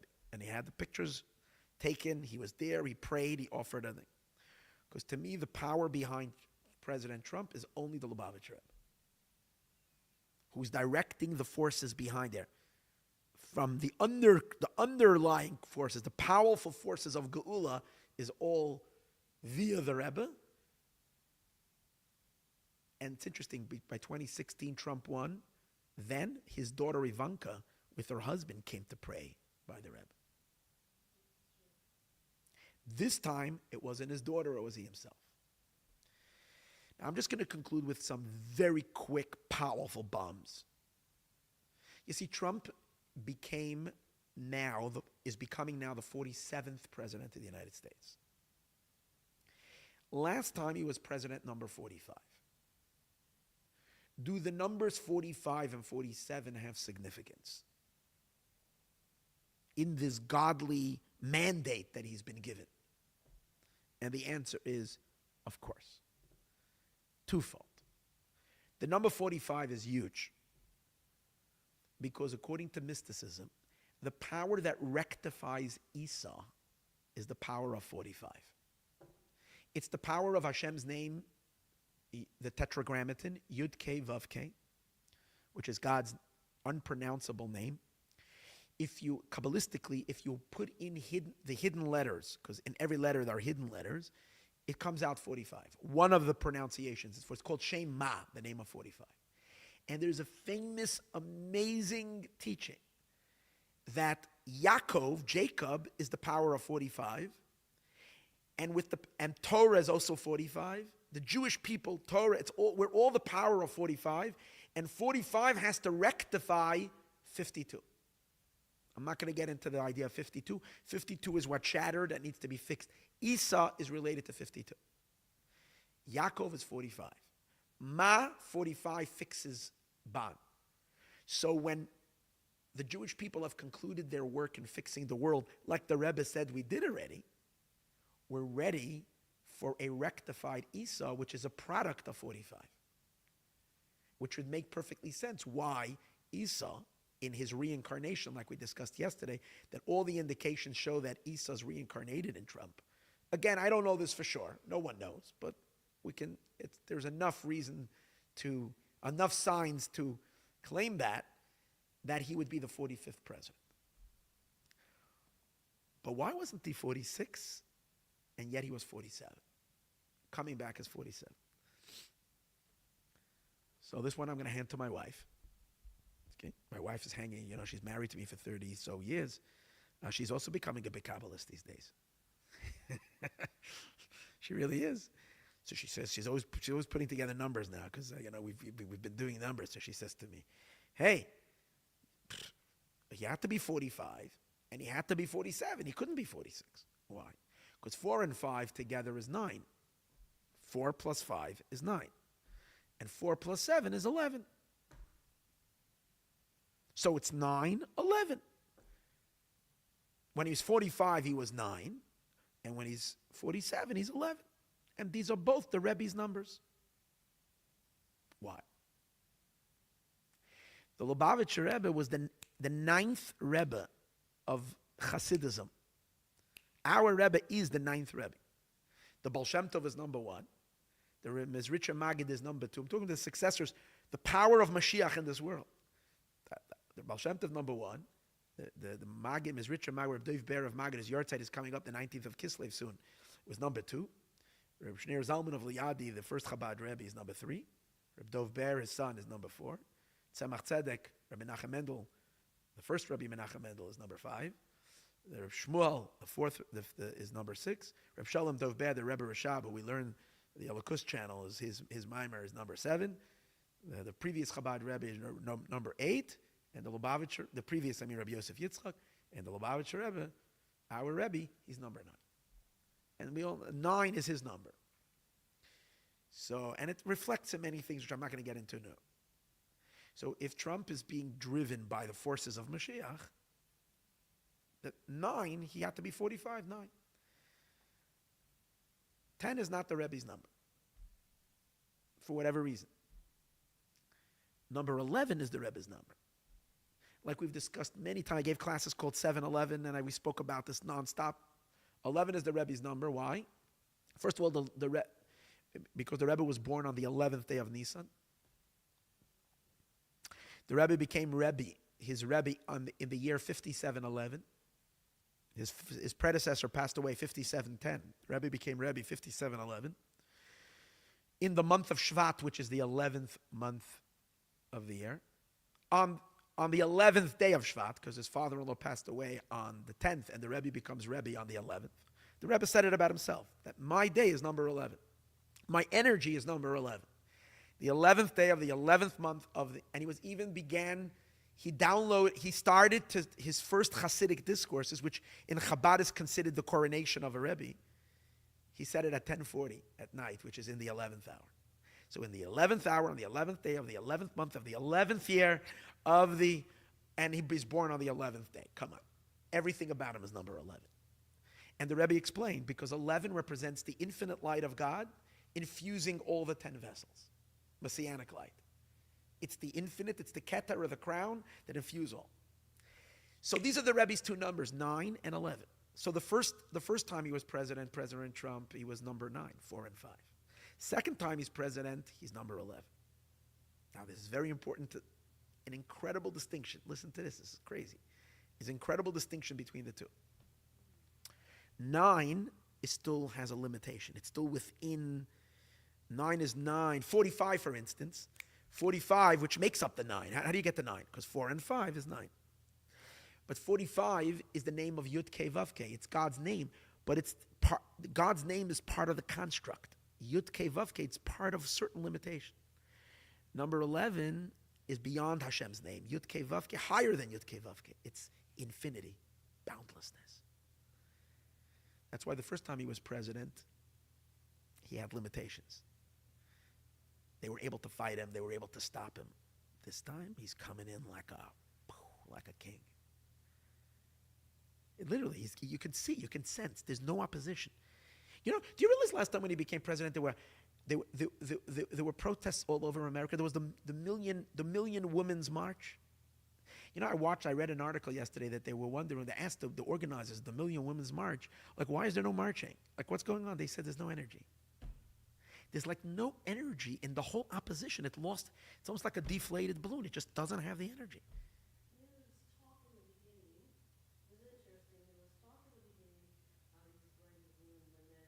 Yeah. But it's gone already. It's gone. Yeah, it's gone. I'm saying it's like that, and you even see, you also see, that, his dance moves, he's becoming popular. Like they're beginning to like him. It's really weird. It's almost like this spell went away. And he's like, okay, I'm sorry, they're still very worried, the real opposer, but it's like strange. But what I'm saying is that it's the energy of number 11, which is, but here's now watch this. These 2 numbers, 9 and 11, if we say 9/11, what do you all think about? September 11th. Why? 2001, I think. No, when was it? I think it was 2001 or 2000. Yeah, 2001 was September 11th. And we all know it as the darkest day in American history, 9/11. And it was perpetrated by terrorists, the worst terrorists. It's all part of the war against Moshiach. Now, if you think that all this fight that's being fought, I told you, they waited until the Rebbe had a stroke, and then they came up with the whole, then that's when they staged the whole Oslo Accords.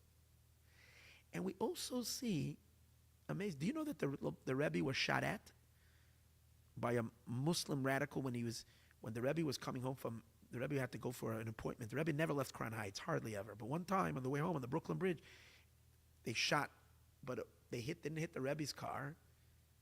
They hit a car behind the Rebbe, and a boy, Halberstam was his name, a young boy was murdered. Do you know that the forces of evil that are trying to fight Moshiach, obviously, they knew who the Rebbe is. In other words, in this fight against spiritual fight. And now we see, a few years ago, what they did in Mumbai to a beautiful couple, and we see what happened in Dubai now. That means that Lubavitch, Rebbe, and all this is very much in the center of this all. And the forces of darkness are fighting it. So spiritually, since the Rebbe's power is 9/11, in Klippa as well, the darkness came on 9/11. Isn't that interesting? And that force was, obviously, is what staged. That was like the beginning, major global terrorism. Before 9/11, terrorism was an act, but it wasn't global as it was. Remember how quickly we went through airports? You didn't have all this, you going through these machines, like such checks and all this. I mean, they used to check you, but nothing like this. After 9/11, everything became crazy. It was the terrorism, 9/11, Dafka these numbers, precisely these numbers, the Rebbe's numbers. So now he comes back as President 45 and President 47. But here is the newest bomb that I've never revealed anywhere, just for you guys. This is my newest. And you're ready. And with this, we're done. I had more to say, but with this is the clincher. This is what I'm very excited. This Sunday is going to be a new month, Rosh Chodesh Kislev. Rosh Chodesh Kislev is the beginning of the 6 plus 3, the 9th month in the Jewish calendar. 9, number 9. And Kislev is a very powerful month. It's the month of all the Chanukah, first of all, the victory of light over darkness, but also all the Hasidic holidays, all the holidays associated with Chabad and Lubavitch as a preparation for Mashiach. So many of them come out in the month of Kislev. The most notable, the 19th of Kislev, which, by the way, Donald Trump, that was the day, the 19th of Kislev, when he declared Jerusalem as the capital. 19th of Kislev. I have a whole list, which I'm not going to repeat now, in which you see that Trump made amazing announcements, and they're always incredible things for the Jewish people, and they're either on special days of the Jewish calendar in general, or they're Chabad days. Highlighted it. Amazing. It's almost as if he has a Chabad calendar in his pocket, and he chooses which day. Oh, let me look what this day is, and he does. Like when he takes out Soleimani, remember he was the one who began taking down, Israel now destroyed. So much of the Iranian powers are being taken out, but Soleimani was a really dark guy, right? When Trump took him out. When was that? On the 5th day of Teves, which is a major, it's called Didan Notzach. It's the day of victory of Chabad, the Rebbe's victory. That was the day he took him out.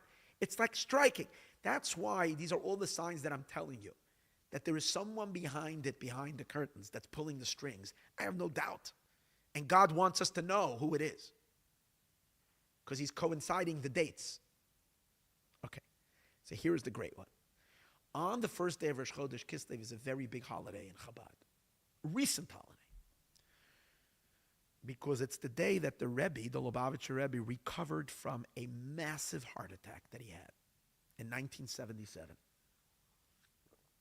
In 1977, the Rebbe, on Simchat Torah, on the most joyous day in the year, the Rebbe had a massive heart attack. It was stunning because when it happened, it was during restarting the Akafot. The people realized the Rebbe wasn't feeling well. They chased everybody out of the shul. Thousands of people were gathered. The Rebbe had beyond human strength, because the Rebbe walked out. He didn't want any help. Walked out holding And it was based on what the doctor said. The Rebbe should not have been here. The Rebbe did not want to go to the hospital. He didn't let them take them to the hospital. They had to. The doctors were saying this is like emergency. The Rebbe insisted. They basically created a hospital over there. The miracle happened. The Rebbe recovered from this. Everybody thought that after such a massive heart attack, the Rebbe is going to have to be really, really, really slow down, because the Rebbe, as we know, is a workaholic, like driven, like without a rest ever. So they thought the Rebbe would calm down. Not only didn't the Rebbe calm down, but the Rebbe came back with more vigor and more vigor and more vigor. And when was this? In 1977. When did he return? So the heart attack happened on Simchat Torah, which is in the middle of the month of Tishrei. The Rebbe remained and didn't leave his office where the hospital was, the makeshift hospital, for the duration of the month of Tishrei, Cheshvan, for a month and a half. And finally, Kislev, on the first day of Kislev, Rosh Chodesh Kislev, was the Rebbe for the first time returned to his house. So that's celebrated by Hasidim as a day of thanks to God. And then the Rebbe was physically with us again from 1977 till 92, all those years. Okay? So this is obviously, 77 to 87, and then 87 till 92, 89, 88, 89, 90, 91, around 14, 15 years. That was the time. How much light and how much energy and how much good. This is the big celebration. To me, there is no question that heart attack and that new breath of life that the Rebbe got at that time was Messianic in nature. It was transitioning in Moshiach's power. For that reason, interesting, and I have a proof to it, in the talk, the last time the Rebbe speaks to us on Parshas Chayei Sarah, which is, I mentioned it yesterday, when he's talking to all his emissaries, and he gave them a charge that now we finished all the work and our only job is to bring the world to welcome Mashiach, and that famous talk. The Rebbe refers to that year, and the Rebbe refers to the verse. There's a famous verse when God tells Moshe to take the Jewish people out of Egypt. Moshe says to Hashem, don't send me, send Moshiach. And he uses the word shlachna, please send, biyad tishlach, in the hands of the one who you will send in the future. So Moshe uses the word biyad tishlach. Now the word tishlach, the one that you will send, is the same words as Tav Shin Lamed Ches, which Tav Shin Lamed Ches is the Hebrew year 5738, which is the year the Rebbe had the stroke, 5738. Not the stroke, the heart attack. That's Tishlach. So when Moshe says, send in the one that you will send. Okay, you could say, but I'm making that up, that there's a significance to it. No.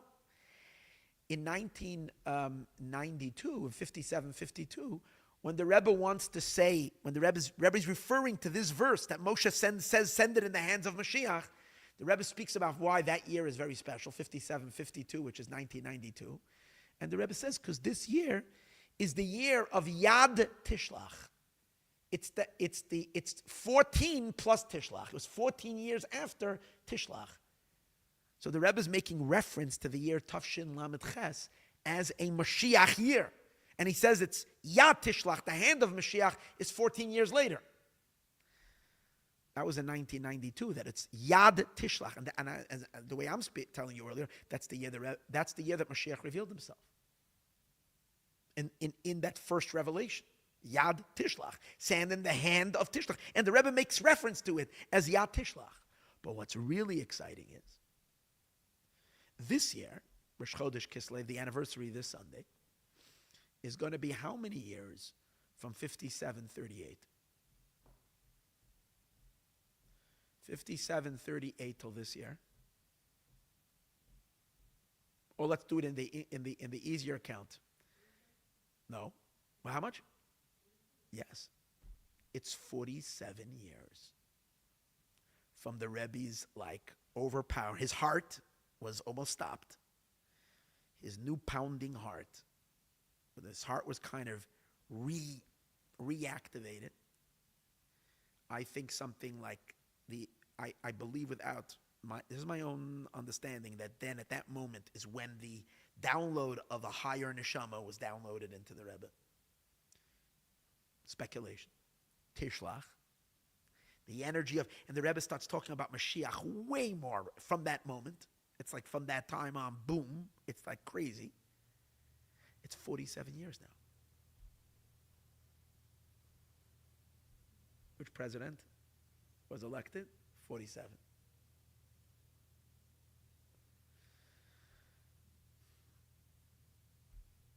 What I am basically saying, it's Moshiach's fingerprints all over the events unfolding in front of our eyes in the United States of America and in the world. And he hasn't even yet been inaugurated. It's just, and it's good. May Hashem help. We should, as I said yesterday, may Hashem help that Yaakov should take the kingdom even before Esau gets a chance to get his completion. And I'm sure we'll give him a nice retirement fund. Or we might give him, Hashem, Moshiach, might give him work to do in terms of fixing what he needs to fix. But the real king is Moshiach Tzidkenu. This year, people were getting excited that the year 5785, exactly 5785, no, not 57, just the year 785. 785 is the gematria of Donald Trump Nasi. Donald Trump will be president. However, I right away said, it's not the gematria Donald Trump Nasi. Nasi means the leader, the king. It's the numeric value of Moshiach ben David Nasi, because they have the same gematria. So we don't need him to do. We need Moshiach to be revealed. Meanwhile, the opening act. Or by a concert, there's an opener. The opening act, some cleaning, some house cleaning, housekeeping that needs to be done before to prepare certain things, at least within the nations. The Jewish people were ready for Mashiach. Amongst the nations, some house cleaning, let it be whoever it is. These are just some of my thoughts about this. There's some more that I would like to finish up one time, but this is the crux of it. For that reason, there is a lot to be excited. May we merit to see the Geula, the complete redemption. The month of Kislev is coming our way. The energies of redemption have never been kicking so strong. The end of the 70 days is next week, Friday. It's good stuff. May we merit the coming of Mashiach here and now, today.